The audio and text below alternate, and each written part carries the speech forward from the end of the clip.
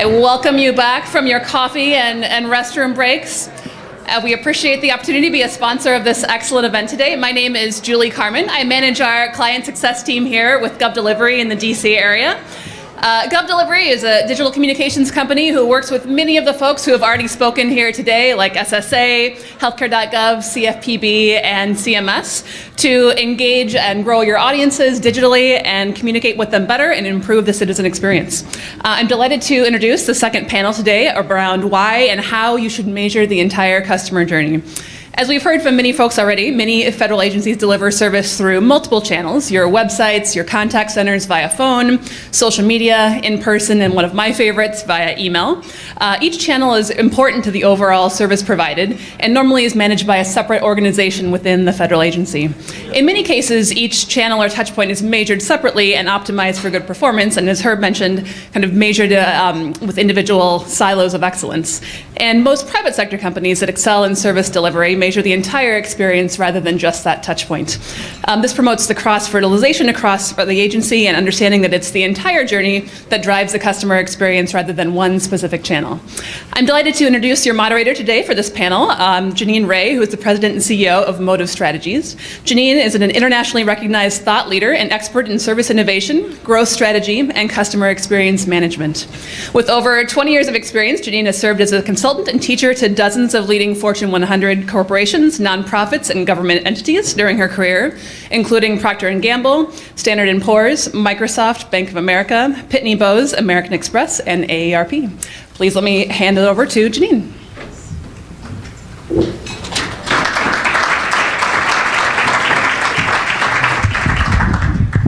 Good morning, everyone. I'm going to let my panel get seated here, and I'm going to be seated here with them. It's great to be here this morning. I am new to ACT. As was said, I've had a lot of work in the commercial space, and I'm delighted to see that the customer journeys and customer experience has arrived in the government space. And I'm delighted to be with this panel today who are in the trenches doing it every day. So without further ado, let me do some introductions. First, we have Stephen Buckner, who's Assistant Director of Communications at the U.S. Census Bureau. So he has responsibility for internal and external communications. That's his day job. And Stephen is currently overseeing, as his other job, a massive transformation of the census.gov and its 5 million pages into a customer-centric platform for innovation. In addition to managing the data dissemination efforts for more than 100 annual surveys, his team is also researching, testing, and planning new digital communication strategies to reach respondents and motivate online responses to the 2020 census. Okay. Next, we have Abby Herriman. She's the Chief Strategy Officer of High Point Global. Abby is responsible for the strategic direction and growth of the company, and she oversees the execution of strategic initiatives and alignment of the strategy. Her passion for elevating the citizen experience drives innovative solutions for federal clients such as CMS. Next, we have Rajive Mathur, Director of Online Services at the Internal Revenue Service at the Department of Treasury. Rajive leads the Office of Online Services, where he has cross-enterprise leadership responsibility for the strategy, development, and operation of the digital channel, which is new for the agency via irs.gov. Under Rajive's leadership, IRS has developed a strategy that includes a vision for online customer service and innovation, a multi-year roadmap, and the requisite digital capabilities that will advance the role of the internet in the IRS's business operation. Like many of us, prior to his role at IRS, Rajive has held senior positions in commercial sector, including for Fidelity, AOL Mobile, and e-companies Evercore Ventures. And last but not least, we have Kevin Neher, who's a principal at McKinsey & Company. Kevin is the leader of the North American Customer Experience Practice. He specializes in driving end-to-end customer experience transformations across B2B and B2C. McKinsey's been involved in advising several federal clients in the customer experience domain, including FEMA. And Kevin's current research is focused on customer experience measurement systems. So he's a great guy to have on this panel. And I will also point out that somebody pointed out earlier some really good information in the back for you to pick up as you go out about this, McKinsey's point of view on this. So let's just start. Stephen, why don't you talk, and everyone go across just a little bit about the work that you've been involved with in Census, because it is mind-boggling what you're trying to do over there. Give us a taste. Thanks, Dan. We good? Hello? It's on. You good? Better? Yep. I think I have sound. Okay. So again, my name is Stephen Buckner. I'm Assistant Director for Communications at the Census Bureau, and I think most everybody is familiar with the Census for its constitutional mandate. We have to count every single person living in the United States once every 10 years. And it's a rare function that for a government agency have something actually written into the Constitution, so we take it pretty seriously. The bad thing is that most people think we go away after 10 years, and they don't realize that we have over 100 annual surveys that we do, and that 50% of the Bureau actually measures the economy. So in addition to the household surveys we do, we also produce key data around employment and housing sales and all sorts of economic indicators that we partner with other federal agencies on. So we have a lot of interactions, and we get a lot of questions around the work that we do, but we take everything we do pretty seriously throughout that decade. And right now we're in the midst of doing a massive digital transformation, which is really around our web platform and our analytics and how we can better measure those interactions. Prior to this transformation, each one of the business operating units really had their own education and outreach, marketing operations. Everybody kept all of their customer information separate, and we weren't really using it as an enterprise to our advantage. And what it really made was a pain point for our customers. They had to know our lexicon and our verbiage to actually know either the data they were trying to look up, what survey did it come from, or what organization in our org chart did they need to go to find an information or answer. We had over 27 different call centers, including our national one out of Jeffersonville, Indiana. None of those systems talk to each other. So really a lot of what we try to do was provide a foundation for how do we provide the analytics across the organization so that you could have customer insights. Because there's also a lot of creativity at the Census Bureau, and we're all trying to think of ways to better interact with those customers. But if you ask everybody, they say, well, I know my customers. But they really didn't have any data, and for a statistical agency, that was a big problem. So now we're more data driven around all of our product development and trying to link those journeys together. But it's an exciting time. We are building up for the 2020 census. It is the biggest thing the government does. So when we're talking about customer journeys, this is going to be a make or break, because this will be the first time that we have the census online for people to actually participate. Up until now, it was always through the mail or by going door to door. So now, how do you push more people to online response to save dollars for those that we have to send somebody out to your household? And the numbers are pretty clear in terms of a return on investment. We save about anywhere from $85 to $95 million for every 1% that we can increase self-response.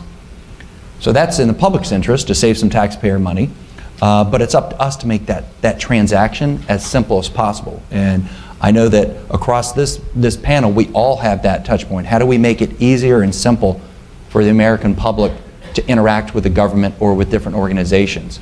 And I think the more we take that seriously, the more we have analytics to drive those decisions, the better off we'll be, and the better off we'll be in providing those citizen services. So I look forward to interacting with you today. Thank you. Thank you. Abby, talk a little bit about your work. Sure. Good morning, everyone. My name's Abby Herriman. I'm the Chief Strategy Officer at High Point Global, the citizen experience company. And just listening to Stephen's introduction, if we were talking about data is the new gold, he's probably the richest man in the room right now. So. I only wish. Yeah. My role is to help government agencies with the touch point. Every time there is a touch point between government and a citizen ultimately, but a stakeholder along the way, that's where High Point Global really plays. So in my role, I focus on understanding what are all those touch points. How do we really understand the kind of experience that we're providing? We work on things like the upfront design of experience. So it's not just about measuring the transactional response, because transactional feedback lies to you. Whether you want to believe it or not, because we all love to measure it, we all love to gather it, it lies. So we do a lot to measure the entire journey and to help our customers really understand what does that journey look like? Building personas, developing journey maps, designing and co-designing those experiences, but most specifically, a lot of the largest work that we do is around the contact center channels. And you might just think of contact centers as being the call center. They're not at all. Today's modern contact center is more about email, web chat. Sometimes it's even text messaging in some circumstances, and really focusing on delivering omni-channel within the contact center and then connecting them with the other channels that the agency delivers. So we've had the opportunity to work on optimization within the context of very small contact centers with multiple channels, anywhere from 20 to 30 agents all the way up to very, very large endeavors of more than 16,000 customer service agents in contact centers across the country. So that's really our focus. Wherever government and citizens meet, that's where we want to help our government clients be effective. Okay, great. And Rajive, give us a sense of what you've been doing over there at IRS. Good morning, everyone. Can you hear me okay? All right, so we serve 150 million taxpayers, over 60 million businesses, process 100 million refunds a year. The average refund is around $3,000, and you deal with us in many different ways, obviously. And we have an interesting business in the sense that we have a direct-to-consumer business, and we have where you're obviously filing with us and dealing with us directly. But we also have a very large industry partnership where we're dealing with an indirect channel. The tax pros of the world, software companies of the world, who are all working with us to deliver the nation's tax administration system. So across both the direct and indirect channels, I'm not sure, I think this thing just went dead. We are touching taxpayers about 800 million times a year across phones, walk-ins, paper, and the web.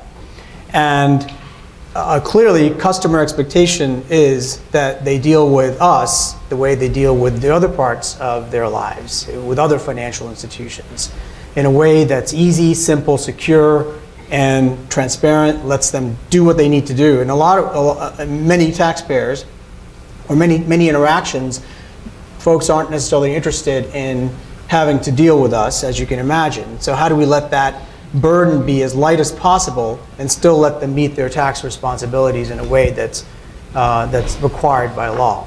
So the challenge for us is how do we engage and how do we provide that experience across this direct and indirect channel, and at the same time let it be easy for the taxpayer. Probably a couple of things that make it difficult for us to measure the interaction is because of that indirect and direct channel. And in other businesses, I think a lot of government agencies face the same sort of challenge, which is when you're dealing with filing, for example, you expect that acknowledgement back instantaneously, like you would elsewhere. But how do you get that acknowledgement back, regardless if you're going with company A to file or company B to file? If you're filing an installment agreement and you're coming directly to us, or if you're going to a third party, how do you get that acknowledgement back with comfort that you did the right thing? Because if you don't do the right thing, there's actually consequences involved. And so how do we measure that experience every step of the way, regardless of which door you're coming in from? And that's a constant challenge for us. So over the last 5 years, we've been developing and launching various digital channel products to let taxpayers interact with us in a way that's transparent, and first direct with us and then eventually direct with the industry. And we're marching towards a future state where taxpayers can interact with us largely digitally, but also have the option to step out of channel and go elsewhere when they need to go elsewhere. So it's not about less service, but about more service. And that's really a core theme that we're trying to put forth out there. And you'll hear more about this in the coming months and years. We're rolling out this future state concept now. So it's a big transformation for us. 84,000 employees that touch taxpayers across the board. So how do we not only deliver a better service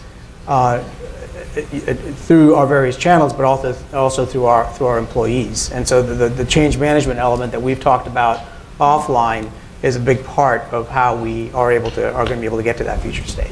That's great. Very good. It's huge stuff going on there. And Kevin, tell us a little bit about your work as well. Yeah, absolutely. So Kevin Neher, partner at McKinsey, lead our North American customer experience practice. The one thing about us is that I get to work across private and public sector. So one day I'm at a hospital system, the next day at a retailer, the third day at a government agency. And we really take the same approach of orienting around customer journeys to all these situations, and it's very important. I think the biggest difference I see between those two, someone mentioned earlier, contracting. That's the biggest difference in what we see in private and public sector.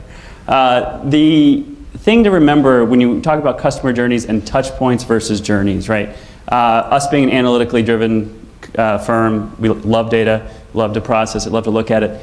When we look at, on the measuring point, measuring touch points versus measuring journeys, there is a 60 to 120% better correlation with journey satisfaction versus touchpoint satisfaction, right? So Abby mentioned this around, it doesn't tell you the whole story. Now I'll say, you need functional excellence, right? You need your contact center to be great at what it does. You need your online to be great at what it does.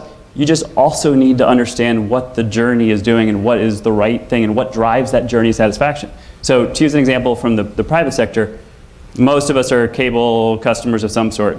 Most of us probably don't love our cable company. Now, if you look at one of the journeys that they focused on just the last couple of years, because it was terrible, was the move journey, right? Sounds simple. I live here today. I'm moving over here tomorrow. I want my cable to stop working here and start working here, right? Now that used to take an online form, a phone call. I might have to go drop off something at a retail location. I have a truck roll that has to come out to my house to set it up, and all these things. Now let's just assume, this is a big assumption, let's assume that each one of those interactions was delightful, right? And each one of those functional leaders is saying, well, I'm getting a 9 out of 10. I had a really fast interaction, and it was awesome. I had a wonderful truck roll. That service tech was the friendliest guy ever. He did a fantastic job. But nobody measured the journey. No one said, okay, well, at the end, it was actually a 5 out of 10. Each one of those is a 9 out of 10. The journey was a 5 out of 10. And why is that? Because the things that mattered to the customer were numbers. Fly loves me here. Great customer experience for bugs. That if they'd measured that journey, it would have been a 5 out of 10, and the two drivers would have been, well, I want it to take a day, I don't want it to take 4 weeks. I want it to take one interaction, I don't want it to take 5 interactions. So when you think about measuring journeys, this is what we're talking about, measuring journeys, you have to get at the actual drivers of what it is and think about it that way, because measuring all those touch points just doesn't equate to overall satisfaction the same way journey satisfaction does. Yeah, that's a great point. We want to get to the point of the entire customer journey, but before we get there, I want to just talk a little bit and get each of you to talk a little bit about the last customer journey that you worked on, how many touch points there were in that journey, and how you approached the measurement of it, all across the board, every single touch point, certain touch points. How'd you make those decisions, and what's your approach? Stephen, you want to start? Sure. Again, the Census Bureau has customers all over the country at different levels. Some want to interact with our data, but some on a daily basis are having to fill out some kind of survey.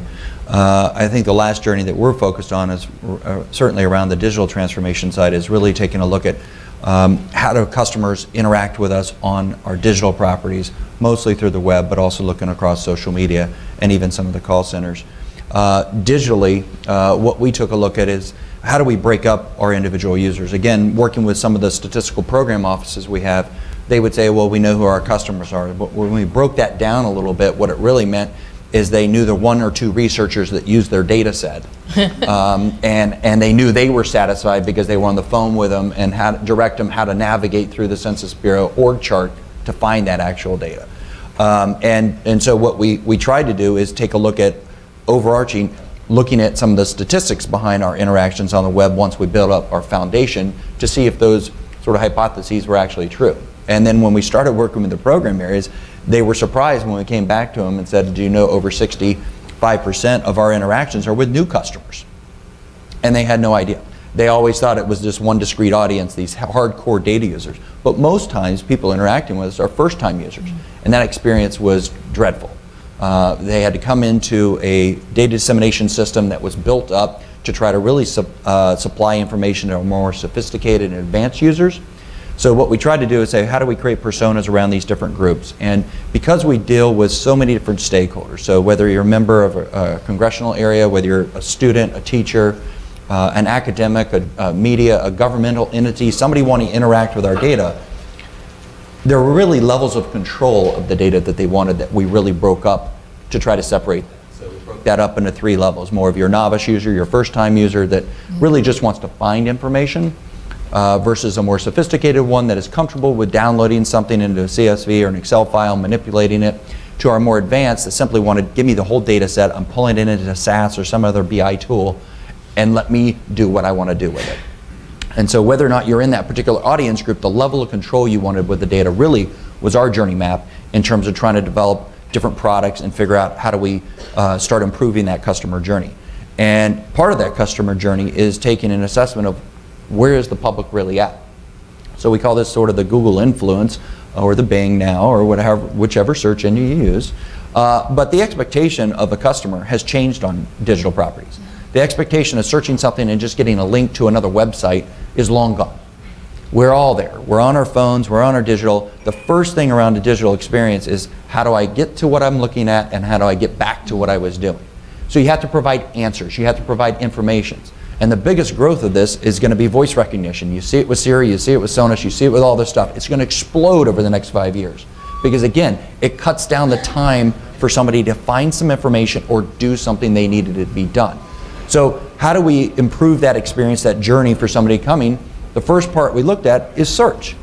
So when you search something on census.gov now, you don't have to go into one of our data tools to find an information.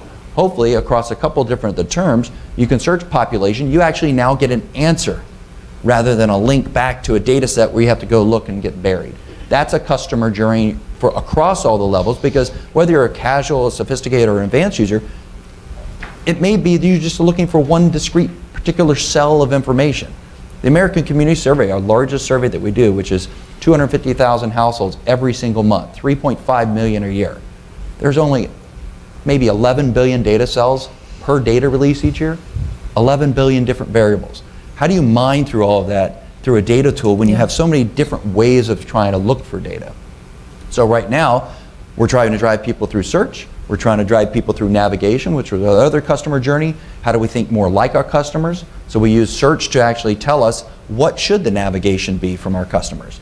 And it was really enlightening to see that the top search terms on census for our various topics, education, housing, transportation, median income, poverty, health insurance, those are also the most popular searches on Google or Bing.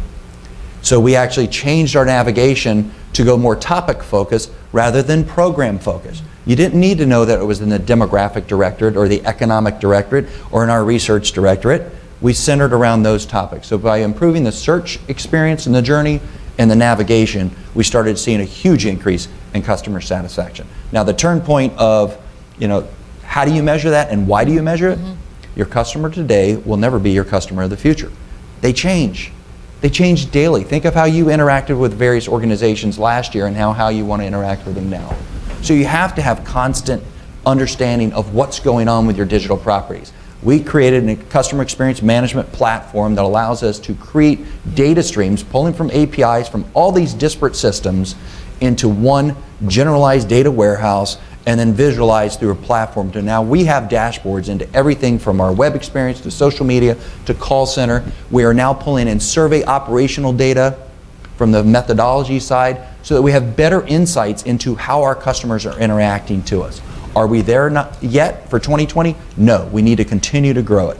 But we're going to be so much better off, and we're already seeing dividends because it drives our product development. And I'll leave it at that. Wow, that's incredible. Rajive, I wanted to ask you too, you've created how many products? You said 36 products, you've launched different things for IRS.gov. 24. You've been studying thousands of journeys probably in the last couple of years. What's your approach to figuring out what is the right thing to measure, just as a matter of the touch points that you're uncovering? What's your guiding star when it comes to figuring out, how do I know I'm doing well? Because there's a lot of jobs being done there, Well, people trying to accomplish things. The first data set that we have is why are people calling us and visiting us and writing to us? And in many ways, we're generating our own demand, right? When we send out 200 million notices a year, and then you react, it's a huge direct mail drop. Think about it that way, right? And so, how do we want people then to react to a direct mail drop like the notices that we're doing? Let me give you an example of a journey. Frequently, somebody will get a notice, and it'll be an exam, it'll be an audit, right? And today, that audit process may be in the 200 to 300 day time frame from the point when you get the notice initially, and then you assemble the documents and you send them back, and there's a lot of steps in between that go on between the time you get the notice and the time resolution actually happens, and that could be up to a year, right, or more. And that's painful for taxpayers for a lot of reasons. The obvious being, of course, that they're being audited, but also the lack of knowing where I stand in the process, and what do I do next, and did I give you enough information, and what's actually, when is this thing going to figure itself out? So one of the things that we're working on is, and you'll see it later this year, is the ability to do that electronically. So getting a notice electronically and then being able to respond to it and transfer the documents back and forth to us, and then being able to converse with an agent through electronic channels, and doing that in a way that's obviously secure, but also transparent enough for the taxpayer where they know where they stand at every step in the process. So think about your pizza tracker, and think about an audit tracker where you kind of know where you stand. Now, we have to be careful about how much transparency we can provide, because it's a compliance action, but at the same time, we can certainly do better than where we are today. So we've mapped out a journey where the taxpayer can get and interact with us online, and then over time, we are then measuring the rate of closure, the rate of response by agents, by taxpayers. Where we eventually would want to get to, for example, is a lot of compliance issues happen at time of filing, where you had a surprise on April 15th and you end up having a bal due. So wouldn't it be nice if we can actually give you something earlier than April 15th, and maybe in September or October, that says, by the way, under current course and speed, your withholdings need to change. And change your withholdings, or you'll end up with a bal due at the end of filing season. Now, that's customer advocacy, but how do we measure that concept is compliance, right? At the end of the day, it'll be about how compliant are folks and how many folks do we have that are in the non-compliant status. So these are pretty complex things, and we're approaching them very carefully. We're not rolling these things out for everybody, but certainly these are the kind of things that we're working on. So I'm going to throw this question open to everyone here on the panel. And we talked about this earlier at the introduction, that most of the time when journeys are made, the individual touch points are measured in an individual way, right? And so there's an owner of the touch point, presumably, and they're accountable for whatever measures there are. Is it your experience that people actually talk to each other from touch point to touch point, and how does that impact the organization and the development of these kinds of more complex journeys? Because the things that you're talking about are very, very complex. Lots of systems integration going on, a lot of human interaction going on. How does that work in an organization when you've got something that's traditionally been done one way, but in order to get to a customer journey view, you've got to have a more integrated approach? Like I can say, just from seeing all this, that a lot of companies, a lot of organizations. Let's be clear. Herb mentioned this in his intro too. The number one challenge with customer experience, at the customer experience level, is that it's fundamentally a cross-functional problem, right? You have to solve it at the cross-functional level. We are organized in silos. Government agencies are, but most corporations are even more so. You want to see how strong some functions are. Look at our big Fortune 500 companies, and you'll find people who, the contact center, that whole function, that is a business unit. That is a very strong, powerful person with a very senior, well-paid leader who's been rewarded a lot along the way, and they have a very strong view of how they want to run their group, right? So to this point of people own these metrics, they do, And only at the senior-most levels do they even often interact across these touch points and know how they're doing, because they see it very much as ownership. And a lot of management says, you want them to own those, you want them to drive those. And one thing that we see is that for customer experience to be successful, because a lot of this is putting it in context of how can you guys drive improvement? It has to be a top management problem. It has to be a top leader in the agency. It needs to be one of those top 3 priorities, because it does require someone to pull together these cross-functional things. Doing customer journey maps, it's a great tool. It can be very cathartic. You can do it, but if it's not in the context of actually having impact of a bigger improvement program, it's not going to go well always, right? So you have to think about that in terms of these bigger improvement programs, right? And this gets just tied back to the measurement point. Measuring journeys is a great first step. And you need to do it, and you need to then understand what those metrics are that drive the journey. Like I mentioned in that move example, it's the time of the journey, the duration of the journey, or the number of interactions actually are what drive satisfaction, right? But now let's get to the next challenge. That's the easy part. If you're thinking about what you want to do now, and actually measuring it and getting a number, that's actually the easy part. Now you got to figure out what to do with that feedback, right? You got to act on it. That's the challenge. That's where you go. So you can go from measuring journeys, but the real key is now actually acting on that feedback. And that's where you start to get this challenge of cross-functionally, now we have to solve problems together. So now you got to get back together with all these functions and think about how do we set up councils, how do we set up owners. You actually see a trend in industry around actually having journey managers, people who actually, their job is responsible for driving improvement and redesign of a customer journey. And they're the one that's actually now that focal point to bring the cross-functional pieces together. Interesting. Anybody else want to comment? Yeah, I want to chime in and add a couple of points that came up earlier in our panel and in the panel that went before us. A couple of points. The first one I want to make is I think you hit us with a trick question a second ago when you said, what's the last journey we worked on? Yeah. There's never a last journey. If your end result is a journey map, you're doing it wrong. We need to focus on constantly keeping those refreshed and constantly pulling in information. The journey mapping process of the future is all about making it dynamic. There are programmatic ways that you can do that, but really it's through cultural change that's constantly going out and refreshing and gathering additional data, understanding how the personas are changing over time, and while we're sitting here, they're ripening. So if we're not constantly looking at that, the journey is erroneous. It doesn't match what people are thinking and feeling in the journey that they're going about now. The other point I want to raise is the point about contracting and procurement of services. We realize that it's a challenge, and being somebody who represents the other side of that relationship, what I will say is use us as your hands. You have the opportunity as the folks who are putting the requirements into the RFX, whatever procurement opportunity you're talking about here, but you have the opportunity to help provide contractors like my company with the information about your expectation for how we're going to gather data about the customers that we come into contact with, how we're going to focus on journey mapping, how we are expected to partner with other contractors working on different channels within that particular process so that we can all be held accountable for working together across the entire journey. So you have every opportunity, as you're thinking through what are those expectations, put those expectations on us. That's what we're here to do.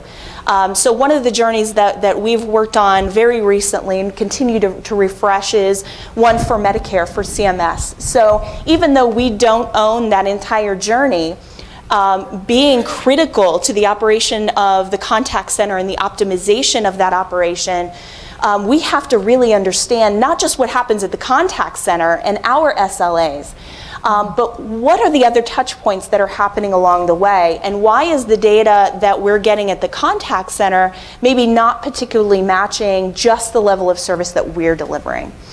So think through how you can utilize your trusted partners, your contractors, to help deliver against the journey.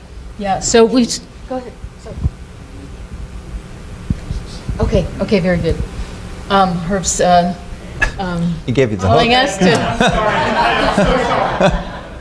Can we get some music, a little Yeah. bell or something? Like, Are we going to go to break? Can we have one question? We can. Okay. Who's got a question for the panel? Everybody wants to go on the break. Y'all had coffee this morning. There's got to be a question out there.